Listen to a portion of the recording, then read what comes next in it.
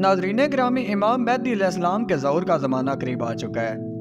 ये बात तो हम कई दाइयों से सुनते आए हैं, लेकिन हालिया दिनों में कुछ ऐसा हुआ है जिसकी बिना पर हम यकीन से कह सकते हैं कि इमाम मेहदी अलैहिस्सलाम के ज़हूर का वक्त करीब आ चुका है।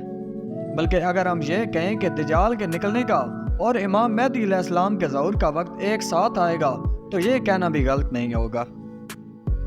मेरा नाम है फैसल शहजाद और आप तमाम देखने और सुनने वालों को अस्सलाम वालेकुम।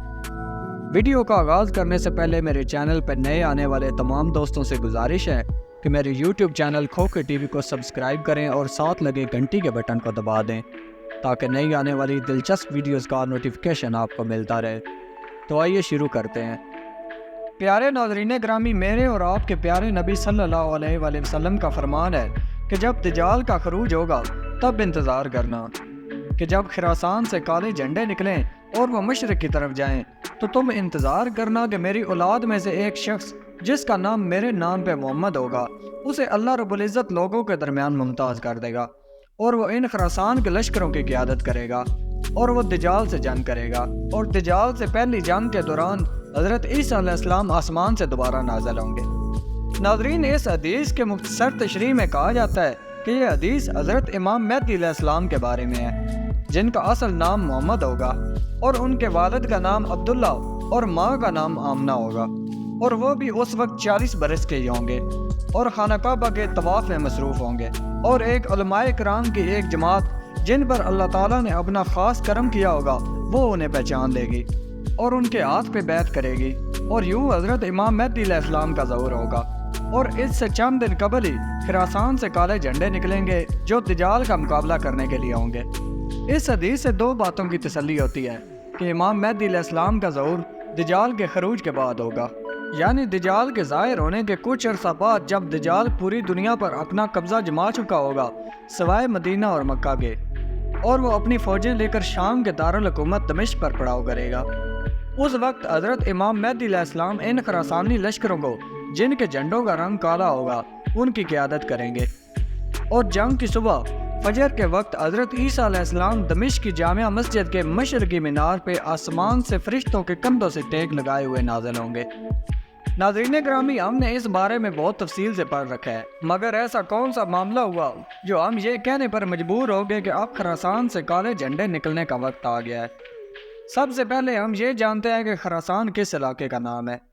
मौजूदा खरासान ईरान का एक सूबा है और खरासान का एक हिस्सा अफ़गानिस्तान में भी शामिल है, यानी पुराने ज़माने का वो खरासान जिसके बारे में नबी सल्लल्लाहु अलैहि वसल्लम ने पेशगोई फरमाई, वो दरअसल एक ही इलाका था, मगर मौजूदा हदबंदियों के बाद वो इलाका तकसीम होकर दो मुल्कों के हिस्सों पर मुश्तमिल है, जिनमें ईरानी खरासान और अफ़गानी खरासान शामिल है।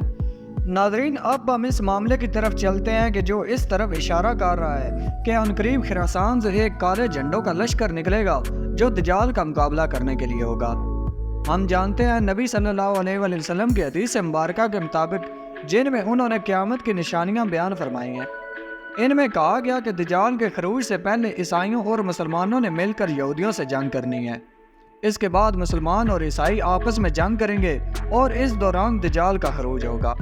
तो नाज़रीन, वो आखिरी जंग कौन सी है जो इस मामले को इस जंग तक लेके जाएगी, जिसमें यहूदी एक तरफ और मुसलमान और ईसाई एक तरफ होंगे। आप जानते हैं कुछ दिन कबल फ़लस्तीन की जानिब से इसराइल पर हमला हुआ और फिर इसराइल ने पूरी ताकत से गज़ा पर बमबारी की, और इस जंग में उनका साथ दुनिया की बहुत सी हुकूमतों ने दिया।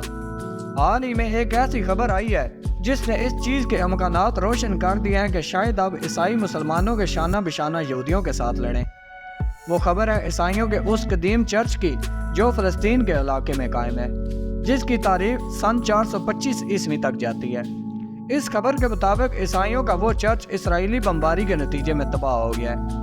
ये वही चर्च है जिसमें हज़रत ईसा अलैहिस्सलाम का वो कपड़ा रखा गया है जिसमें उन्हें पैदाइश के वक्त लपेटा गया था, और हज़रत ईसा अलैहिस्सलाम का वो पगोड़ा या झूला जिसमें उन्हें पैदाइश के बाद लिटाया गया था। ये तमाम के तमाम तबारकात इस चर्च के अंदर रखे हैं। अब तक की आगाही के मुताबिक इस चर्च की तबाही की खबर को बाहर निकलने नहीं दिया जा रहा, क्योंकि यही डर इसराइल को भी है कि इस तरह ईसाई दुनिया यहूदियों के खिलाफ हो जाएगी। अलबत्ता इससे पहले ही पूरी की पूरी ईसाई दुनिया में फ़लस्तीनियों के हक़ में बेशुमार मुज़ाहरे हो रहे हैं। اور کئی جگہوں پر اور خاص طور پر امریکہ کے دارالحکومت واشنگٹن میں اسرائیل کے حق میں نکلنے والی ریلی کا ٹکراؤ فلسطین کی ایک ریلی سے ہوا، جہاں پہ شدید ہاتھا پائی ہوئی جس سے کئی لوگ زخمی ہوئے۔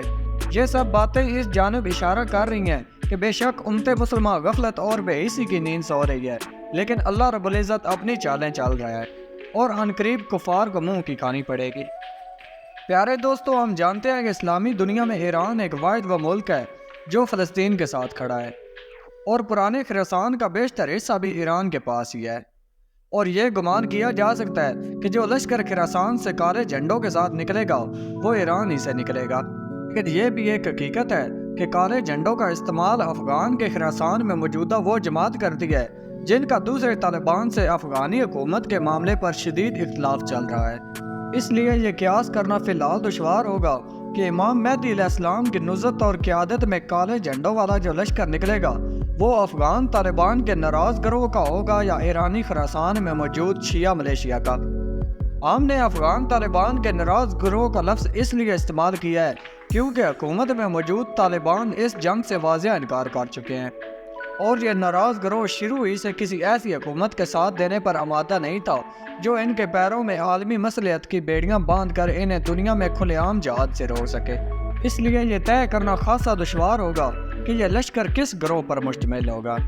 البتہ یہ لشکر خراسان سے نکلے گا، اس پر سبھی علماء کا اتفاق ہے۔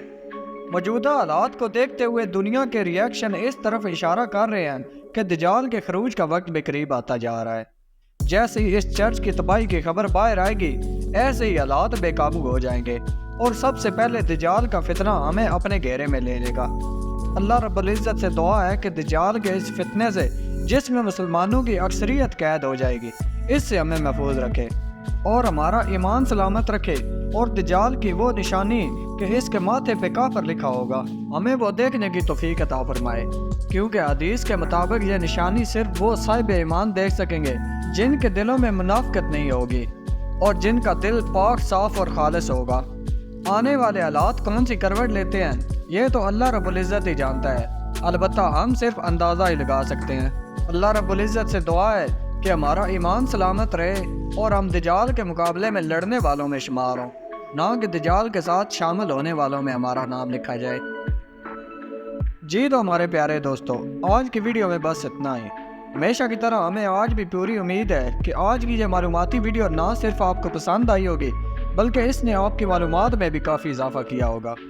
اگر واقعی ایسا ہے تو ویڈیو کو جلدی سے لائک کیجیے اور اپنے دیگر دوستوں کے ساتھ بھی شیئر کر دیجیے تاکہ وہ بھی ان قیمتی معلومات سے استفادہ کر سکیں۔